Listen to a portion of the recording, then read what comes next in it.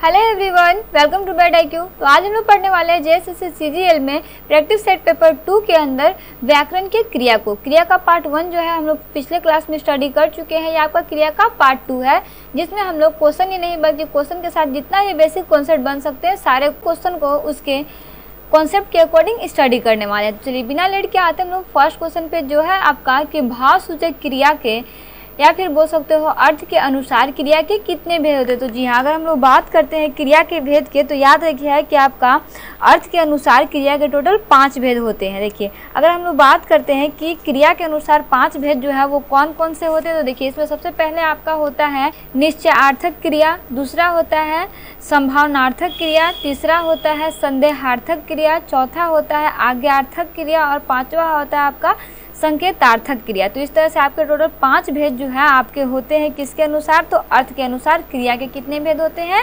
5 भेद होते हैं। याद रखिए, क्वेश्चन आपका एग्जाम पॉइंट ऑफ व्यू से बहुत ही इंपॉर्टेंट है।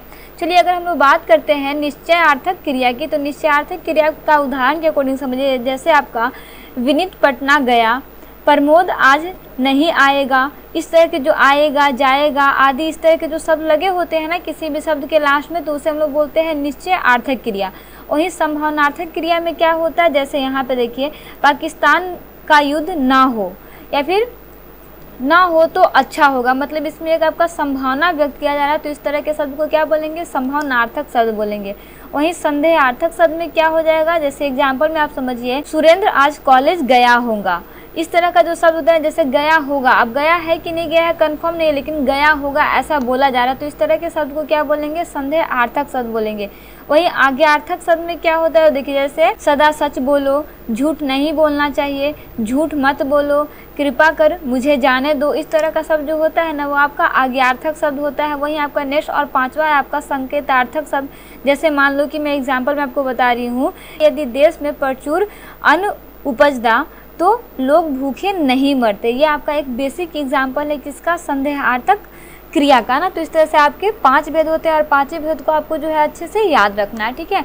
वही नेक्स्ट क्वेश्चन है आपके पास कि किताब रखकर चले जाओ वाक्य में कौन सी क्रिया है। देखिए एकदम सिंपल सा आपको ये समझ में आ रहा है कि तो जी हाँ, ये कौन सा है, ये आपका आज्ञा सूचक शब्द है। इसमें एक तरह का आज्ञा दिया जा रहा है कि किताब रखो और तुम चले जाओ, तो क्या बोला जा रहा है, एक तरह का आज्ञा दिया जा रहा है, दैट मीन्स क्या है आपका आज्ञार्थक क्रिया या फिर बोल सकते हो आज्ञा सूचक शब्द जो है ये आपका है ना।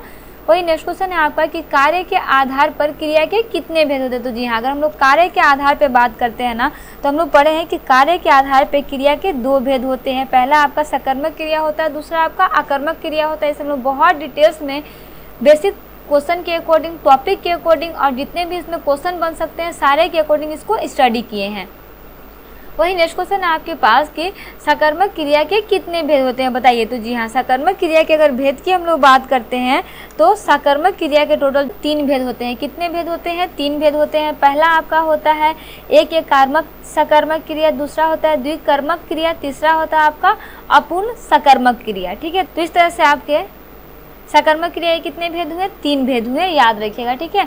वहीं आगे बढ़ते हैं, देखते हैं इसका नेक्स्ट क्वेश्चन जो है आपका कि काम का नाम बताने वाले शब्द को क्या कहते हैं, बताइए। बहुत ईजी सब क्वेश्चन और बहुत ईजी से आंसर है। तो जी हाँ, काम का नाम बताने वाले शब्द को क्रिया कहते हैं, है ना, और नाम बताने वाले शब्द को क्या बोलते हैं, संज्ञा बोलते हैं, ठीक है। चलिए आगे बढ़ते हैं और देखते हैं इसका नेक्स्ट क्वेश्चन जो है आपका कि क्रिया के रूप परिवर्तित होते हैं, बताइए। क्रिया के रूप परिवर्तित किसके अकॉर्डिंग होते हैं, तो जी हाँ, क्रिया के रूप परिवर्तित जो है ना वो आपके लिंग के अनुसार होता है, वचन के अनुसार होता है और पुरुष के अनुसार होता है। दैट मीन्स ये सभी के अनुसार जो है वो आपका क्रिया के रूप में परिवर्तित जो है वो होता है।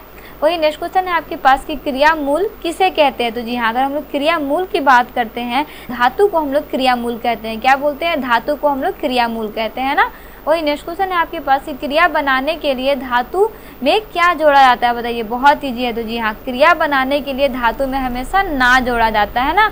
चलिए आगे बढ़ते हैं। नेक्स्ट क्वेश्चन है आपके पास कि मूल धातु का प्रयोग आज्ञार्थक रूप में किसके साथ किया जाता है, बहुत इंपॉर्टेंट क्वेश्चन है। तो जी हाँ, मूल धातु का प्रयोग जो है वो आपका आज्ञार्थक रूप में तू के लिए किया जाता है। किसके लिए किया जाता है, तू के साथ जो है वो आपका किया जाता है, याद रखिएगा। वही नेक्स्ट क्वेश्चन है आपके पास कि मूल धातु होती है, बताइए मूल धातु क्या होती है। तुम लोग हमेशा से पढ़े हैं कि मूल धातु जो होता है वो आपका स्वतंत्र होता है ना, क्या होता है, स्वतंत्र होता है ना।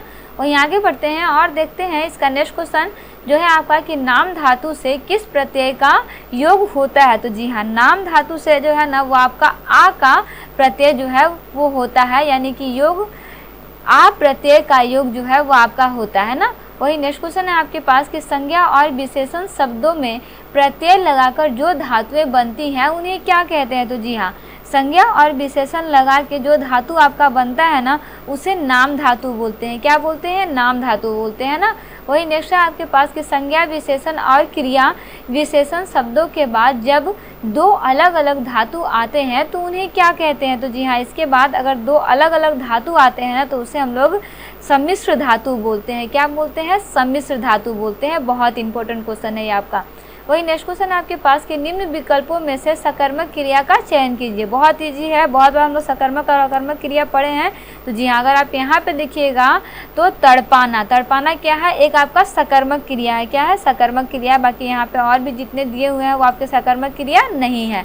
वही नेक्स्ट क्वेश्चन है आपके पास ध्वनि के अनुकरण पर जो धातु बनती है उसे क्या कहते हैं। जी हाँ, ध्वनि के अनुकरण पे जो आपका धातु बनता है उसे अनुकरणात्मक धातु बोलते हैं। क्या बोलते हैं, अनुकरणात्मक धातु बोलते हैं। वहीं आगे बढ़ते हैं और देखते हैं इसका नेक्स्ट क्वेश्चन जो है आपका कि द्विकर्मक क्रिया में डैश रिक्त स्थान भरिए, क्या होता है। तो जी हाँ, अगर हम लोग बात करते हैं द्विकर्मक क्रिया में तो द्विकर्मक क्रिया जो होता है ना वो आपका प्रथम कर्म प्राणीवाचक होता है और द्वितीय कर्म जो है वो आपका अप्राणीवाचक होता है, याद रखिएगा। तो उसे क्या बोलते हैं, द्विकर्मक क्रिया कहते हैं ना। वही नेक्स्ट क्वेश्चन है आपके पास कि जहाँ क्रिया में कर्म की आवश्यकता नहीं होती उसे क्या कहते हैं। तो जी हाँ, जहाँ क्रिया में कर्म की आवश्यकता नहीं होती है ना उसे बेसिकली अकर्मक क्रिया बोलते हैं। क्या बोलते हैं, अकर्मक क्रिया बोलते हैं ना। वही नेक्स्ट क्वेश्चन है आपके पास के सकर्मक क्रिया वाला वाक्य है, बताइए इसमें से सकर्मक क्रिया वाला वाक्य कौन सा है। तो जी हाँ, सतीश ने केले खरीदे, ये आपका क्या है, सकर्मक क्रिया वाला एक वाक्य है। मैं आपको बताई थी ना सकर्मक क्रिया का पहचान क्या होता है कि अगर आप क्वेश्चन करते टाइम अगर आपका क्या या फिर किसको आता तो समझिए कि वो क्या है, आपका सकर्मक क्रिया। जैसे सतीश ने क्या खरीदा, इस तरह से शब्द आ रहा है ना तो ये आपका क्या हो जाएगा, सकर्मक क्रिया हो जाएगा। अगर किससे भी होता तो भी आपका ये सकर्मक क्रिया होता ना। वही नेक्स्ट क्वेश्चन है आपके पास कि अकर्मक क्रिया के कितने भेद होते हैं। तो जी हाँ, अगर हम लोग अकर्मक क्रिया की बात करते हैं तो अकर्मक क्रिया के टोटल 2 भेद होते हैं। कितने भेद होते हैं, 2 भेद होते हैं। चलिए अगर इसमें हम लोग देखते हैं तो एक होता है आपका पूर्ण अकर्मक क्रिया और दूसरा होता है आपका अपूर्ण अकर्मक क्रिया ना। जैसे पूर्ण अकर्मक क्रिया का एग्जाम्पल आप ले सकते हो कि राजधानी एक्सप्रेस ट्रेन जो है वो आपका दिल्ली जा रही है, ये आपका क्या है, जाना जो है ना वो आपका एक क्रिया जो है स्वयं पूर्ण है, अतः इसमें जाना क्रिया को हम लोग बोलेंगे पूर्ण आकर्मक क्रिया। वहीं अगर हम लोग अपूर्ण आकर्मक क्रिया की बात करते हैं तो एग्जाम्पल में हम लोग एक वाक्य लेते हैं। जैसे मान लीजिए कि हम लोग लेते हैं राधिका डॉक्टर बनेगी, तो बनेगी जो है ना वो आपका एक तरह का अपूर्ण आकर्मक क्रिया है। तो इस तरह के शब्द को क्या बोलेंगे, पूर्ण आकर्मक क्रिया बोलेंगे ना। इस तरह से आपका आकर्मक क्रिया के 2 भेद होते हैं। चलिए आगे बढ़ते हैं और देखते हैं इसका नेक्स्ट क्वेश्चन जो है आपका कि सकर्मक क्रिया के कितने भेद होते हैं। बताइए, क्वेश्चन रिपीटेड हो गया ना। तो जी हाँ, सकर्मक क्रिया के टोटल 3 भेद होते हैं। वही नेक्स्ट है आपके पास कि जहाँ कर्ता स्वयं ना काम करके दूसरे को करने की प्रेरणा देता है वहाँ कौन सी क्रिया होगी। तो जी हाँ, इसमें अगर हम लोग क्रिया की बात करते हैं तो यहाँ पे आपका प्रेरणार्थक क्रिया होगा। कौन सा क्रिया होगा, प्रेरणार्थक क्रिया होगा ना। वही नेक्स्ट क्वेश्चन है आपके पास कि बच्चे खेलते खेलते थक गए, इस वाक्य में खेलते खेलते किस क्रिया का उदाहरण है। देखिए हम लोग इस तरह के क्वेश्चन को प्रीवियस पार्ट में भी बहुत अच्छे से स्टडी किया। तो जी हाँ, आपका खेलते खेलते जो है ना वो आपका असमापिका क्रिया है। कौन सा क्रिया है, असमापिका क्रिया के उदाहरण है ना। वही नेक्स्ट क्वेश्चन है आपके पास कि यौगिक धातु है, बताइए यौगिक धातु क्या है। तो जी हाँ, दौड़ना जो है ना आपका इसमें यौगिक धातु है, याद रखिएगा। वही नेक्स्ट है आपके पास कि यौगिक क्रिया है, बताइए इसमें से यौगिक क्रिया कौन सा है। तो हम लोग यौगिक क्रिया की बात करते हैं तो चल देना जो है ना, चल देना, ले जाना, आ जाना, इस तरह के शब्द को क्या बोलते हैं, यौगिक क्रिया बोलते हैं ना। और आगे बढ़ते हैं और देखते हैं इसका नेक्स्ट क्वेश्चन जो है आपका कि घोड़ा दौड़ रहा था, इस वाक्य में क्रिया है, बताइए कौन सा क्रिया है। तो जी हाँ, इस वाक्य में जो आपका क्रिया है वो आपका दौड़ जो है वो आपका क्रिया है ना। वही नेक्स्ट है आपके पास की सकर्मक क्रिया है, बताइए सकर्मक क्रिया क्या है। तो जी हाँ, तड़पना जो है ना वो आपका क्या है, सकर्मक क्रिया, बाकी जितने भी है वो आपके सकर्मक क्रिया नहीं है। वही नेक्स्ट है आपके पास कि संयुक्त क्रिया का उदाहरण कौन सा वाक्य है। तो जी हाँ, इसमें आपका संयुक्त क्रिया का उदाहरण जो है वो आपका ऑप्शन नंबर सी में है कि तुम प्रतिदिन पढ़ने आया करो। ठीक है, ये आपका क्या है, संयुक्त क्रिया का एक उदाहरण है ना।